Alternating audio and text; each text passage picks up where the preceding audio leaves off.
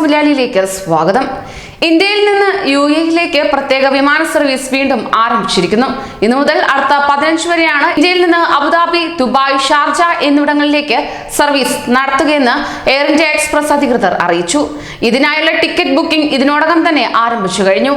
ICA അല്ലെങ്കിൽ GDRFA അനുമതി, COVID-19 PCR പരിശോധന എന്നിവ നടത്തിയ ശേഷമായിരിക്കണം യാത്രയ്ക്ക് ഒരുങ്ങാൻ. ഇന്ത്യയിൽ കുടുങ്ങിയ UAE താമസ വിസക്കാർക്ക് തിരിച്ചുവരാൻ ഈ മാസം 12 മുതൽ 26 വരെ പ്രത്യേക വിമാന സർവീസ് അനുവദിച്ചിരുന്നു.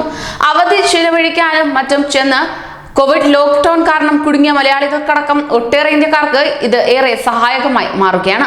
അതേസമയം UAE കഴിഞ്ഞ ദിവസം മുതൽ പുനരാരംഭിച്ച സന്ദർശക വിസ ലഭിക്കുന്നവർക്ക് ഈ തീരുമാനങ്ങളിൽ യാത്ര ചെയ്യാനാകുമോ എന്ന കാര്യത്തിൽ ഇതുവരെ വ്യക്തതയുണ്ടായിട്ടില്ല. താമസ വിസക്കാർക്ക് മാത്രമേ ഈ വിമാനങ്ങളിൽ യാത്ര ചെയ്യാൻ സാധിക്കൂ എന്നാണ് നിലവിലെ വിവരം.